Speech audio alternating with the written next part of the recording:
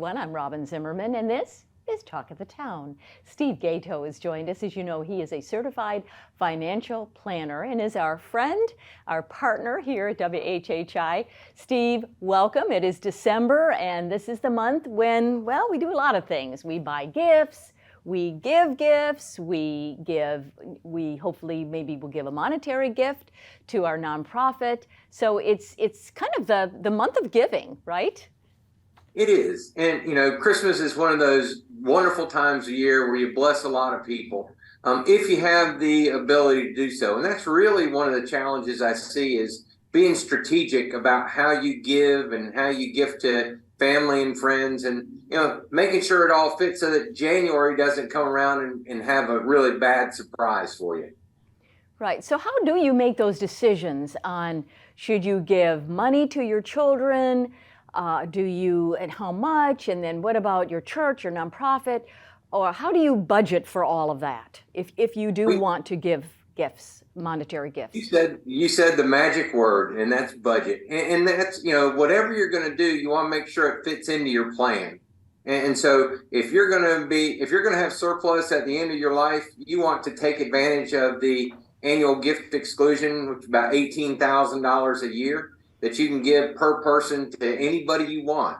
And there's no tax ramifications or anything like that. So I'm of the opinion I'd rather give stuff to my kids right now and watch them enjoy it than for me to, have my funeral and them go out and take the trips and do all that stuff then. Right.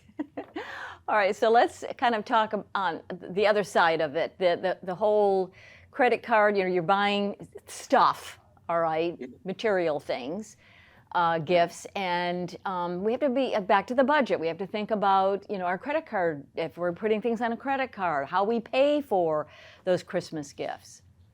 Yeah, and that's something that's really scary because what's happened with interest rates, while it's nice that you're getting a little bit extra money in your savings account, your credit card, if you carry a balance, it's not uncommon now that where it used to be 15, 16%, it's 28, 29, 30%. And if you don't pay that balance off each month, that gets added onto the cost. So all the savings that you got by buying that, whatever it was on sale for 20% off, you're going to pay 28% in interest to the credit card company. So they win, you lose. So Steve, what is your kind of philosophy about credit cards? How should we be using credit cards, sir? Like everything else, you have to use it in moderation. They're a good backup plan, but, kind of the goal. I've always liked the American Express model where you pay it off at the end of each month, right, and you don't carry a balance, and it's a convenience thing.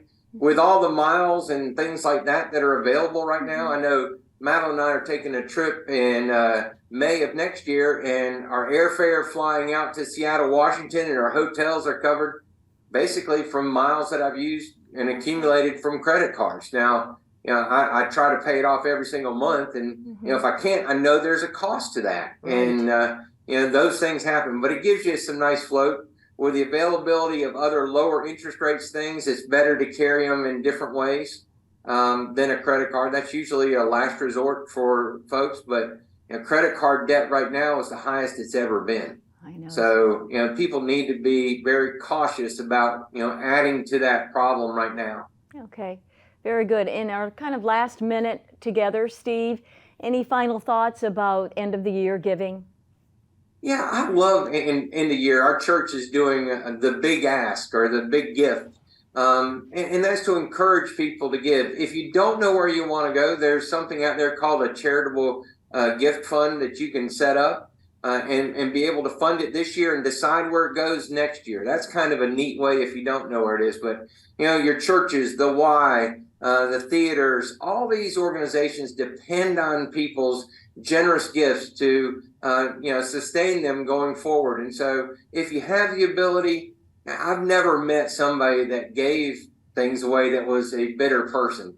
There's a generosity that goes and a feeling of satisfaction when you give. I guess it kicks off those endorphins in your body. But it really makes for, a good ending and a win-win for everybody if you have the capability. Right. So we don't want to be Scrooges, right?